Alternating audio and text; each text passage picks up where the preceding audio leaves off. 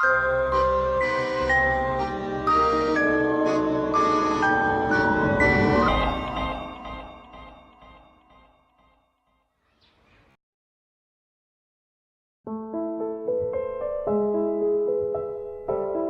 foto que ves fue tomada en algún momento de la década de los 70.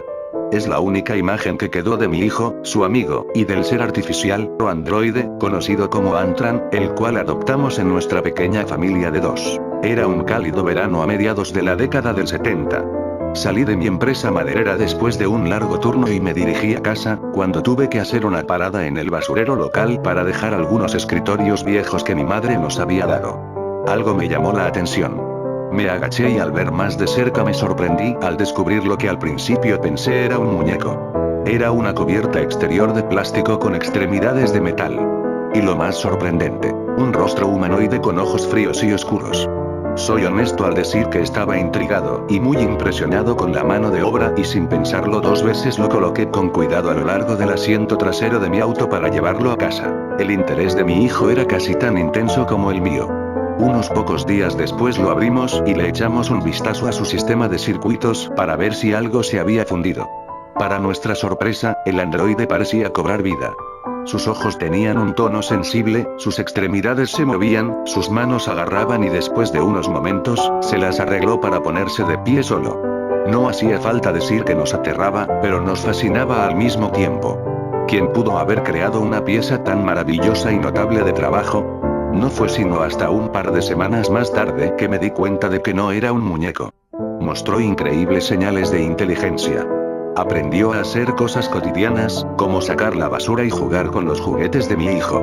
Incluso tenía uno favorito, un pequeño auto rojo con el cual jugaba en los mostradores de la cocina. Aprendió a imitar nuestras costumbres, como tratar de comer con tenedor, pese a no tener sistema digestivo, ni poder mover la boca o hablar. Sabía que era algo más. Tal vez una pieza de hardware militar, o un proyecto privado.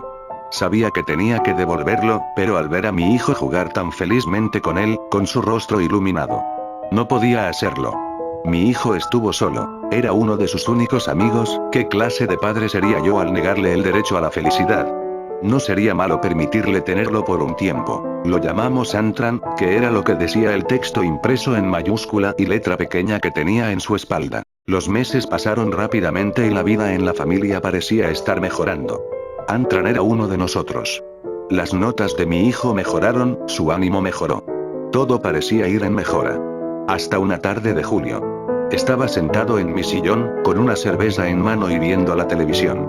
Antran y mi hijo estaban arrodillados en la alfombra, jugando a las luchas, como lo hacen los chicos, cuando un fuerte grito me llamó la atención. Miré hacia abajo y vi a mi niño agarrándose el brazo. ¿Qué sucede, Adam?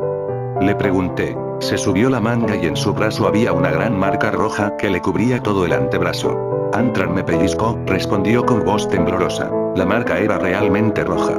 Pronto pasaría a ser un bulto púrpura hinchado. Mis instintos paternales me dominaron y como un padre regañando a un niño travieso, le grité al androide. Su frío rostro metálico pareció mostrar, por un momento, verdadera tristeza y dolor, como si no se hubiese dado cuenta de la fuerza que tenía. Como si sintiera. Sus labios se movieron. Quizás para tratar de reunir las palabras, para disculparse a través del lenguaje o quizás para simplemente copiar lo que estaba diciendo. Jamás lo supe. Más tarde en la noche me disculpé por haberle gritado, le dije que todo estaba bien y no volviera a pensar más en eso. Unas semanas más tarde, mi hijo entró en mi habitación. Debió de haber sido por la mañana. Mi sueño fue interrumpido por el suave rechinar de la puerta. «Papá», susurró. «Sí, hijo». Contesté. «Sigue mirándome». «¿Qué?». Intenté despertarme. «¿Qué hace?».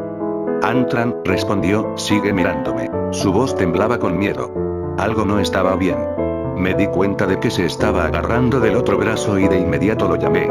Al subirle la manga mi corazón se hundió. Habían más moretones. Debieron de haber sido 4 o 5 en sus pequeños brazos. «Quítate la camiseta, Adam», le ordené, tratando de mantener la calma. Pude sentir una mezcla de emociones dentro de mí. Pánico, miedo, ira. Se quitó la camiseta y cuando pasó por encima de su pequeña cabeza, mi corazón se hundió aún más y mis ojos se hincharon. Mi hijo se puso de pie ante mí. Su pequeño cuerpo estaba cubierto de hematomas de diferentes tamaños, en diferentes tonos de marrón y morado. Inmediatamente me levanté y fui a la habitación de Adam. No había nada. Miré debajo de la cama. La ventana de la habitación estaba cerrada. Nada. De repente, un fuerte golpe se escuchó arriba de nosotros, seguido de fuertes pasos.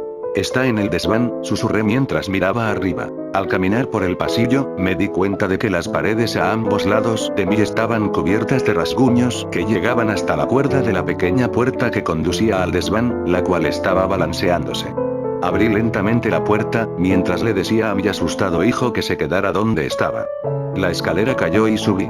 Tomé una linterna que habíamos dejado cerca de la entrada del desván y la encendí, solo para encontrarme con la pequeña ventana que había ahí rota. Se había escapado. Inmediatamente pensé en llamar a los servicios de emergencia, pero ¿quién me iba a creer? ¿Un ser metálico sensitivo está lastimando a mi hijo? Mirarían los moretones y me denunciarían por abuso infantil. No tenía más remedio que guardar silencio. Semanas y meses pasaron. Cada vez que salíamos nos dábamos cuenta de que habían más señales de la presencia de Antran. Marcas de arañazos en las paredes de ladrillo de la casa. Las plantas habían sido perturbadas. Manchas de barro que llegaban hasta las ventanas. Temí por mi hijo.